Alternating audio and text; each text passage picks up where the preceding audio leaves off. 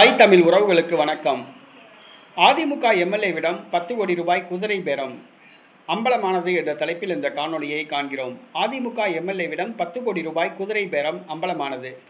தமிழக வெற்றிக் கழகம் 107 சட்டசபை உறுப்பினர்களுடன் ஆட்சியை பிடித்தது. பெரும்பான்மைக்கு தேவையான சட்டமன்ற உறுப்பினர்கள் 11 பேர் தேவை. குதிரை பேரம் நடத்தி ஆட்சி அமைத்துள்ளது. தற்பொழுது அதிமுக இரண்டுபட்டுள்ளது. அதிமுக சட்டமன்ற உறுப்பினர்கள் 25 பேர் SP வேலுமணி தலைமையில் தமிழக வெற்றிக் கழக அரசுக்கு ஆதரவு கொடுத்துள்ளனர். தற்பொழுது எடப்பாடி பழனிசாமி அணியை சார்ந்த சம்பத்குமாரை தங்கள் அணிக்கு இழுக்க தமிழக வெற்றிக் கழக அரசுக்கு ஆதரவு தருமாறு 10 கோடி ரூபாய் குதிரை பேரம் நடைபெற்றதாக தருமபுரி மாவட்ட அதிமுக அமைப்பு செயலாளர் சிங்காரம் பரபரப்பு குற்றச்சாட்டை கூறியுள்ளார். எடப்பாடி பழனிசாமி ஆதரவு சட்டமன்ற உறுப்பினர் சம்பத்குமாரை தமிழக வெற்றிக் கழகத்துக்கு ஆதரவு தெரிவிக்க வேண்டும் என்று கூறி அவருக்கு 10 கோடி ரூபாய் வரை பேரம் பேசப்பட்டதாக கூறியுள்ளார்.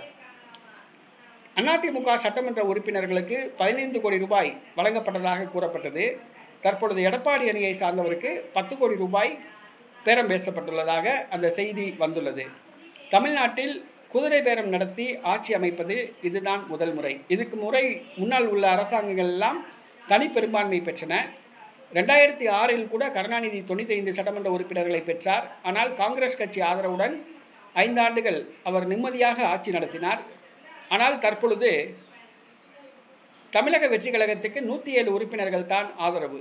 இது தமிழக வரலாற்றில் முதல் முறை.